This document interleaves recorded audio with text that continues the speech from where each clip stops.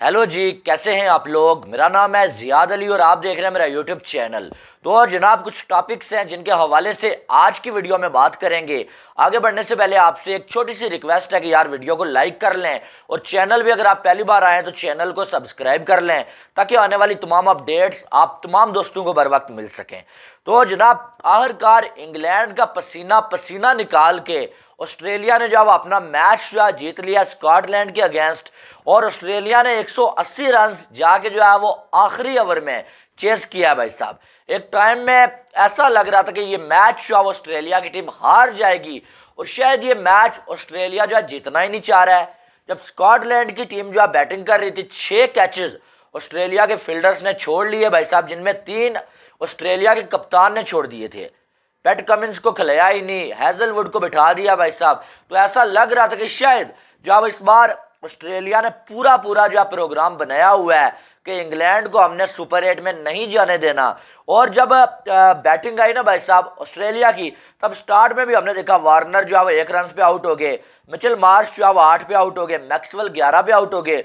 फिर भी थोड़ी सी गड़बड़ लग रही थी, लेकिन उसके बाद स्टोइनिस के दरमियान और साथ में जो है वो ट्रेविस हेड के दरमियान 80 रन की एक बड़ी कमाल की पार्टनरशिप हुई है जिसने मैच जो है निकाल लिया है। और बीच में जो स्कॉटलैंड के फील्डर्स थे भाई साहब, उनकी भी गलती है कि जो है वो 2-2 कैचेस ड्रॉप किए। पहले ट्रेविस हेड का कैच ड्रॉप किया और उसके बाद एंड पे हमने देखा कि टिम डेविड का कैच भी बड़े आराम के साथ ड्रॉप कर दिया उन्होंने। ठीक है, बीच में उनके कैप्टन ने एक बॉलर जिसने 4 रन दिए हुए थे उसे बॉलिंग ही नहीं दी।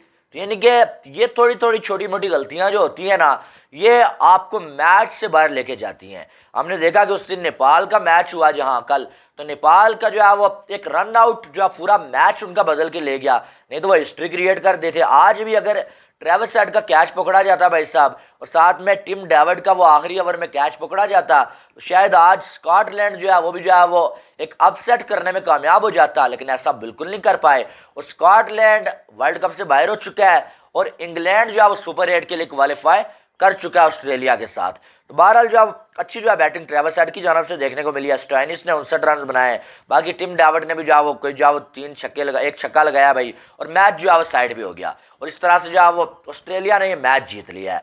बहरहाल चलें, ये तो हमें मालूम था कि या तो ऑस्ट्रेलिया जीतेगा और अगर ऑस्ट्रेलिया हारा तो फिर वो जो है वो बाहर करने के लिए इंग्लैंड को हारेगा। तो अब दूसरी साइड पाकिस्तान की टीम भी वर्ल्ड कप से बाहर हो चुकी है, आपको मालूम है। और आजकल बड़ा लान तान हो रहा है पाकिस्तानी टीम के ऊपर, लानतें भेज रहे हैं पाकिस्तानी फैंस खास करके, और बाहर के लोग भी भेज रहे हैं भाई। अब बाबर आजम के हवाले से माइकल वान ने बात किया है और माइकल वान ने बाबर आजम को ट्रोल कर दिया और इतनी बुरी तरह से ट्रोल किया है ना कि शायद बाबर आजम के फैंस ये बर्दाश्त ना कर पाए। जो जरा जरा बात पे उछल जाते हैं भाई साहब, ट्रेंड बना लेते हैं। अब देखते हैं कि क्या वो माइकल वान को इंग्लैंड से उठा के ले आएंगे, क्या करेंगे। पाकिस्तानी साबिक खिलाड़ियों को तुम लोग उड़ा देते हो भाई साहब। पाकिस्तान की कोई एक्ट्रेस जो है वो कह दे कि बाबर से मैंने शादी नहीं करनी है, उसे उड़ा के रख देते हो भाई साहब। जो है वो किसी के भी जो है वो आप इज्जत उछाल के रख देते हो। अब माइकल वान को भी जो है चुप करवा लो। माइकल वान ने बोला है कि बाबर आजम पाकिस्तानियों के लिए अच्छा बल्लेबाज होगा और अच्छा बल्लेबाज है वो, लेकिन T20 में टॉप 15 बल्लेबाजों में बाबर आजम नहीं आता है।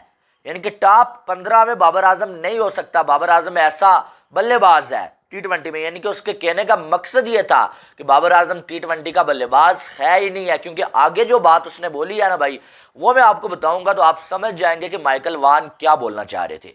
माइकल वान ने बोला कि ठीक है कि जो बाबर आजम पाकिस्तान का मेन खिलाड़ी है, लेकिन मुझे नहीं लगता कि अगर बाबर आजम इंडिया में, ऑस्ट्रेलिया में या इंग्लैंड में होता तो बाबर आजम को नेशनल टीम में जगह मिलती है।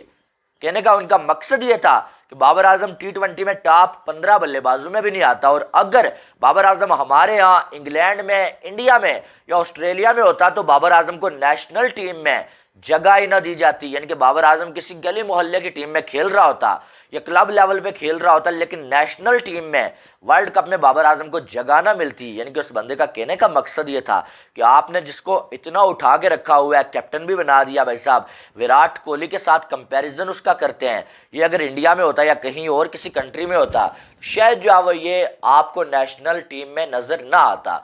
यार हम तो कई बार कह चुके हैं, इंडिया की आप मिसाल ले लें, मैं कई बार ये एग्जाम्पल आपके सामने रख चुका हूँ कि रिंकू सिंह जो T20 में 171 के स्ट्राइक रेट से खेलता है, कई मैचेस वो फिनिश कर चुका है बंदा, और टैलेंट उसमें कूट कूट के भरा हुआ है, डिजर्विंग था वो वर्ल्ड कप में बाहर बैठा हुआ है, ठीक है, वो नहीं खेल रहा है। शुभमन गिल जिसका स्ट्राइक रेट बाबर आजम से बेहतरीन था, वो वर्ल्ड कप में बाहर बैठा हुआ है। जायसवाल 165 के स्ट्राइक रेट से बैटिंग करने वाला बंदा वर्ल्ड कप में बेंच पे बैठा हुआ है। तो वहां पर अगर बाबर आजम जैसा बंदा होता जो पूरा पावर प्ले खेल जाते हैं भाई, वर्ल्ड कप्स में 208-7 बॉलें खेल चुके हैं और एक छक्का तक नहीं लगा सके, क्या इंडिया के क्या वो स्क्वाड में बाबर आजम को जगह मिलती?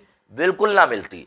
ये बात मानने वाली है कि पाकिस्तान में इस टाइम जब बाबर आजम को बड़ा हाईली रेट किया जा रहा था, वैसे वो अलग बात है कि आजकल जो है बड़ी लानतान हो रही है बाबर आजम की और लोग जो है ऐसी की तैसी फेर रहे हैं। लेकिन यही बाबर आजम अगर बाहर की कंट्रीज में होता ना भाई, तो हाल जो है वो फिर क्या होता वो आपके सामने है, यानी कि जब फिर ये आपको खेलते हुए नजर ना आते। और अभी हमें जो है वो एग्जाम्पल्स नजर आ रही हैं कि बहुत सारी ऐसी लीग्स हैं भाई जहाँ पर बाबर आजम को रिजेक्ट कर दिया जाता है। द 100 लीग में हमने देखा कि बाबर आजम ने नाम भी दिया हुआ था और रिजवान ने भी, लेकिन इनको पिक ही नहीं किया गया। इन पे कोई भी फ्रेंचाइज जो है एतमाद कर ही नहीं रही है, कोई भी फ्रेंचाइज पैसा लगा ही नहीं रही है, क्योंकि उन्हें मालूम है कि भाई ये जो है वो स्लो खेलते हैं या अपने लिए खेलते हैं, तो बाकी पूरी टीम पे प्रेशर आ जाता है और ये मैच की लगवा के रख देते हैं, ठीक है।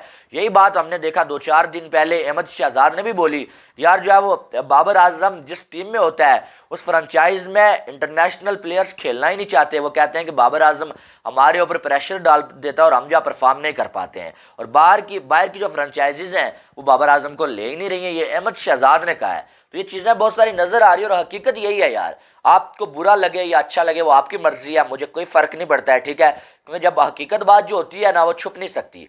वो कहते हैं ना कि हकीकत मिट नहीं सकती बनावट के असूलों से, खुशबू आ नहीं सकती ये कागज़ के फूलों से। तो कहने का मकसद ये है कि जो वो आपको बुरा लगे अच्छा लगे बाबर के फैंस को, वो जो मर्जी आप करें।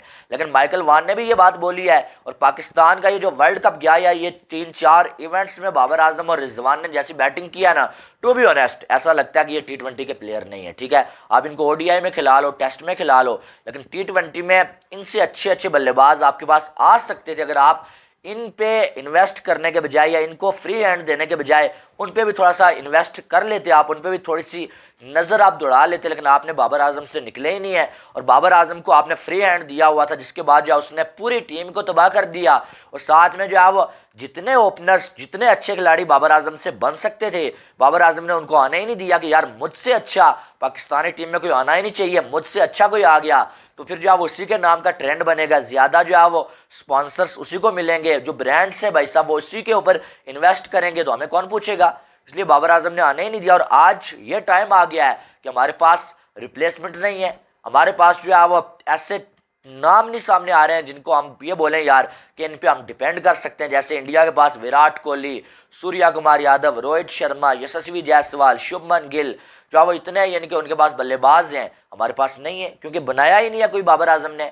जो कोई थोड़ा सा अच्छा आ रहा था उसे बाबर आजम ने आने ही नहीं दिया टीम में। किसी को फिटनेस का बहाना बना दिया, किसी का जो है वो कोई बहाना बना दिया, किसी का कोई बहाना बना दिया। तो माइकल वान ने जो बात बोली उससे क्या आप एग्री करते हैं? मैंने तो अपनी राय दे दिया, आप क्या कहते हैं आपने कमेंट बॉक्स में बताना है। बाकी वीडियो को लाइक और चैनल को सब्सक्राइब करिएगा ताकि आने वाली तमाम अपडेट्स आप तमाम दोस्तों को बर वक्त मिल सकें। मिलते हैं नेक्स्ट वीडियो में, अपना बहुत सारा ख्याल रखिएगा। लव यू ऑल, अल्लाह हाफिज़।